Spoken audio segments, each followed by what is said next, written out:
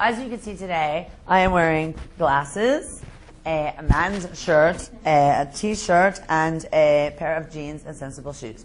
So I almost attacked this thing thinking I needed a look.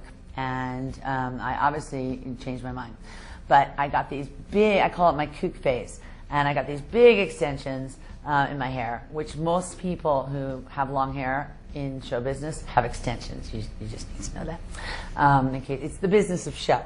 So I had this long hair, and I took all these Victorian, and it's beautiful stuff, Edwardian, Victorian, 20s clothes, and I upcycled them, and upcycled means to recycle them and make them modern and make them fit, because Edwardian clothes are all for teeny tiny people who used to exist, and they all sort of sunk on the Titanic or something, and so they left behind these teeny tiny little clothes.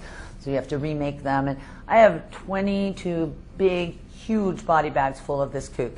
And you do a lot of that yourself. Yeah, I sew a lot. I did a lot of crafting and a lot of going on Etsy. I went to the uber feminine side of things, where it was just like one of a kind Etsy Grammy. I win. My accountant told me how much money I spent on Etsy, and it's astonishing. Talk about recession unfriendly. Yeah, it was nice green money to put out to these singular artists, but it added up. Added up. Astonishing. 6 figures on Etsy, for God's sake.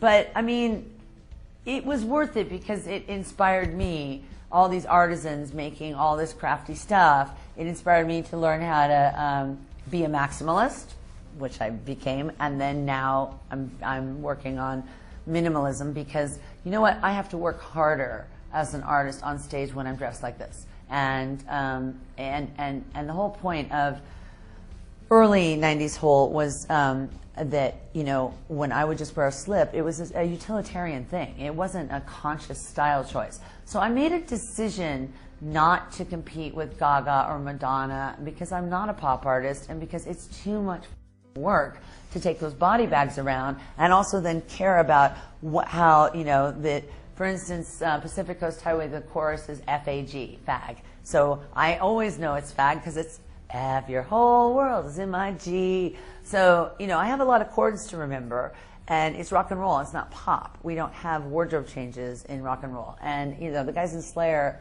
probably don't even know the brand of their t-shirt. So I just made a decision to not really compete